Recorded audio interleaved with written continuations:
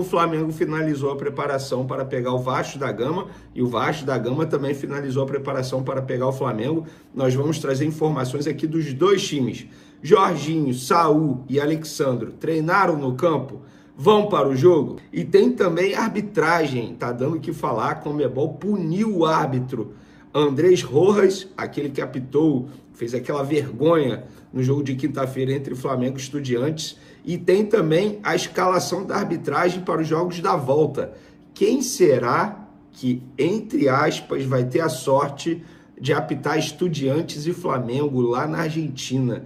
Um jogo com muita pressão. O mundo inteiro vai estar de olho nesse duelo.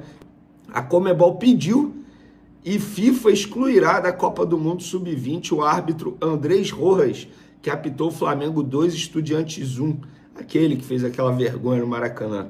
O motivo do pedido da Conmebol foi o erro do árbitro ao expulsar o atacante Gonzalo Plata no jogo de quinta-feira.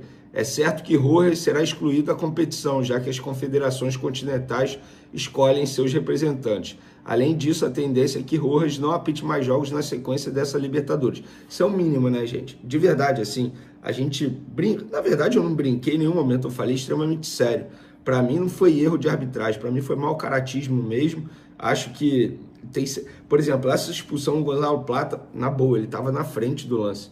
Não fazia o menor sentido ele dar falta do Gonzalo Plata e dar cartão amarelo. Mas eu já falei muito sobre isso, mas me estranha a Conmebol agir tanto assim, hein? Eu fico sempre ressabiado em relação à Conmebol, sempre com um pezinho atrás. Então, enfim, tá estranho. E por falar em Conmebol, a Conmebol divulgou a escala de arbitragem dos jogos da volta. Vamos lá. Racing Vélez será Esteban Ostorrique, do Uruguai. Palmeiras e River, Andrés Matonte, também do Uruguai. São Paulo e LDU, Alex Herrera, aquele venezuelano. Boa sorte, São Paulinos. Nossa Senhora. Promessa de muita polêmica nesse jogo aí. E Estudiantes e Flamengo, Piero Maza, chileno. E quem vai estar no VAR também vai ser outro chileno, José Cabero. Então, enfim, esses aí são os donos dos apitos nos jogos da volta da Libertadores. Mas antes desse jogo, tem Flamengo e Vasco nesse domingo, no Maracanã. Mais de 50 mil ingressos vendidos, só tem ingresso agora para o setor sul, destinado à torcida vascaína, que até ontem eles tinham comprado apenas 7 mil para um setor que tem ali cerca de 16 a 7 mil pessoas. Então, os demais setores estão esgotados. Setor norte exclusivo para a torcida do Flamengo esgotado. Os outros setores, que são os setores mistos, né? Porque ainda bem, no Rio de Janeiro, a gente ainda pode encher a boca para falar que o clássico é torcida mista, torcida 6-6. Os outros setores mistos também estão esgotados. Promessa de um grande público para esse domingo no Maracanã. A bola rola às 5h30 da tarde. E o time do Vasco, pelo que eu apurei, está definido, hein? Léo Jardim no gol, Paulo Henrique na lateral direita, dupla de zaga com zagueiros realmente, Cuesta e Robert Renan, e Puma Rodrigues, lateral direito, improvisado na lateral esquerda, porque Lucas Piton está machucado. E o Diniz, ele tem outras opções para a lateral esquerda. Tem o Vitor Luiz, tem o Leandrinho, que é jovem, mas prefere improvisar o Puma Rodrigues na lateral esquerda. No meio de campo, Hugo Moura, jogando de volante, Cauã Barros, muito bom jogador, e Felipe Coutinho. E a trinca ofensiva, Ryan, Nuno Moreira e Verratti. Em determinado momento do treino, ele tirou o Verratti e colocou o colombiano Andrés Gomes. Acho que é uma questão de estratégia, enfim, querendo explorar o contra-ataque em cima do Flamengo. Mas, pelo que me relataram, ele vai começar com o Verratti mesmo a torcida do Vasco pedindo a saída do Verratti. E, gente, o Fernando Diniz, olha essa curiosidade aqui. Em jogos do Campeonato Brasileiro, somadas as edições de 2024 e 2025, ele passou por 3 times, Fluminense, Cruzeiro e Vasco. 34 jogos, 7 vitórias, 9 empates, 18 derrotas. Isso dá um aproveitamento de 29,4%. 42 gols feitos, 52 gols sofridos. Ou seja, um saldo de menos 10, cara. Um time, se ele fosse um time, o Fernando Diniz teria esse aproveitamento, faria entre 33 e 34 pontos em 38 rodadas do Brasileirão. Com esse desempenho, seria rebaixado em todas as 18 edições do Brasileirão por pontos corridos com 20 times, inclusive chegando a ser lanterna em 2 edições e outras 10 vezes o penúltimo colocado.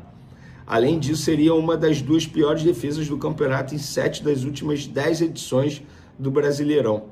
Esse levantamento foi do perfil Red Nation BR, lá no Twitter. Abraço para eles, @RedNationBR. Então, abraço para eles que fizeram esse levantamento muito bom. Isso mostra como o Fernando Diniz é um técnico super valorizado pela mídia, sobretudo se levar em consideração a campanha nos 2 últimos anos aí no Campeonato Brasileiro. Eu repito, passando por Fluminense, Cruzeiro e Vasco.